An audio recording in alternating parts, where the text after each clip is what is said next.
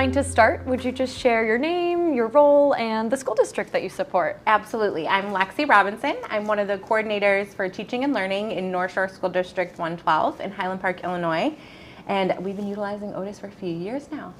Love to hear that. Yeah. Can you share more, Lexi, about North Shore's journey with Otus thus far? Yes. What have those few years looked like? Well, we started utilizing Otus during the pandemic, and it was really a big help for us because we had a lot of different teachers utilizing different platforms. We had some teachers using Seesaw, some teachers using Google Classroom, some teachers just using email, and parents were getting a little bit confused. They were like, where am I supposed to look? How am I supposed to know what my kiddo needs to do today? So utilizing Otus helped us to really streamline that for all of our kindergarten through 8th grade families. There was one single system that allowed them to help their student navigate remote learning. But the biggest thing that we utilize is the common assessments. So we utilize advanced and rubric assessments, and we share those to all of our staff in order to help run our PLC meetings and to help our collaborative teams really dig into the data to determine what is it that our students need to know and how are they doing that? How are we monitoring their progress and measuring what they're doing? And so that's been a really, really helpful tool to have a space where all of our common assessments can be shared, the data is organized into one place, and then there's multiple different ways that we can filter and use that data to help us inform what our kiddos need.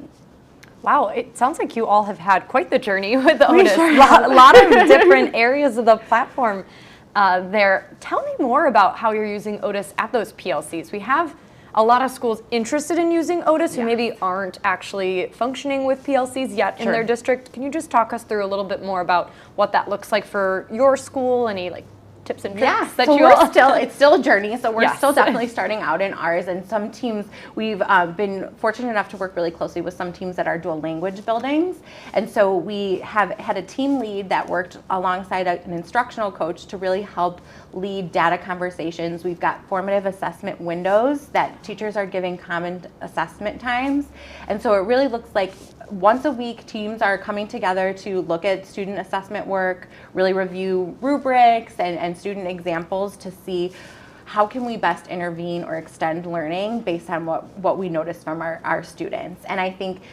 particularly looking at rubric assessments, we've been able to have really great pedagogical conversations about how am I going to ensure that these students are meeting the expectations.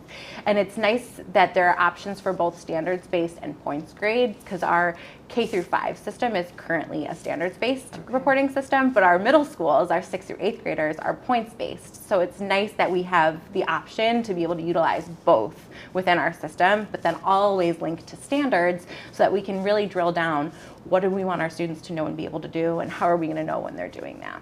Wow, love the flexibility there. That's always a selling point. It's good to have those options and be able to keep each group in their appropriate track there. Yeah, and that analytics feature has been really helpful, particularly looking at the assessment 1.0 if we're looking at a specific pre-assessment or post-assessment to see how students did from the pre to the post, or looking at the standards 2.0 where we can look at multiple standards across all the assessments and then drill down by student group, by building, by teacher. So it's been really, really great to help us see, okay, if I'm on your team as a 3rd grade teacher and 40% of your students met the expectation, but only 10 of mine did, well, what did you do to get that increase in percentage? What strategies can I share? So we've had some really meaningful conversations instructionally that led from that data. I love to hear that. It sounds like the conversation is really more focused on the students rather than on collecting and organizing and delegating out the work. Now you've been able to shift to that. Exactly. And then the nice thing too is you can really drill in and you can see which specific questions students got wrong or what the most common misconception was, and it really just allows for some really great conversations that lead to really actionable decisions in the classroom. Well said. Very well said. How are students receiving the Otus platform, or have you seen any impact in their usage since they've kind of moved to this digital platform through the pandemic? I think students have become more independent, especially our younger learners. During the pandemic, it was hard. It was a challenge, especially for some of our non-readers to navigate at first. But once we sort of gave them the tools and showed them the roadmap for how to locate the right things, they've had a great time just being able to, they know I'm going to look at my to-do list and what's showing for me today, what assignments do I have from my teacher. One thing that I really hope to get our staff utilizing more is the portfolios. And so we're hopefully, the next step in our journey utilizing Otus is utilizing plans for our MTSS framework, but also going into the report card feature. And so I think that'll be a really powerful tool for teachers to be able to use the portfolio alongside report cards at a parent-teacher conference to really understand, well, what is your student doing? What are the highlights of their work? And see that collection over time. Wow, thank you for showcasing all of those different use cases.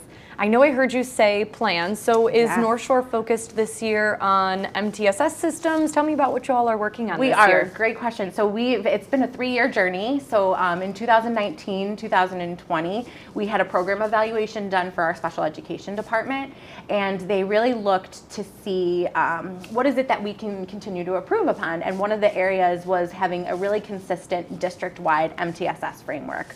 So then from there we launched a guiding coalition across the district, and so for the past 2 years we've been really outlining what is our framework, what does that look like, so we have consistency in protocols, procedures, communication, data tracking across all of our 9 schools, elementary and middle.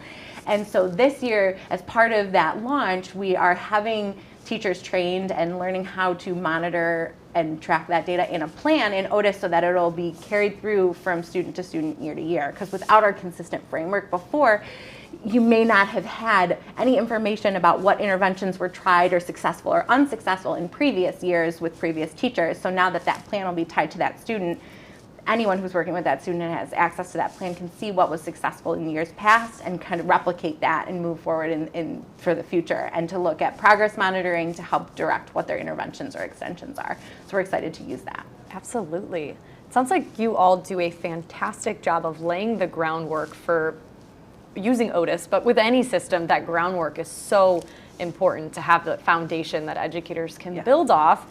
Being so far into your Otus implementation, do you have any advice for school district leaders or others in roles like yours that are just getting started with Otus or new to Otus? Great question. I think utilize your client success team, right? They're helpful. I think between the past few years we've had Paul and Zach, and they've just been wealths of knowledge to be able to help support exactly what we need for our system and our students, which is really fabulous.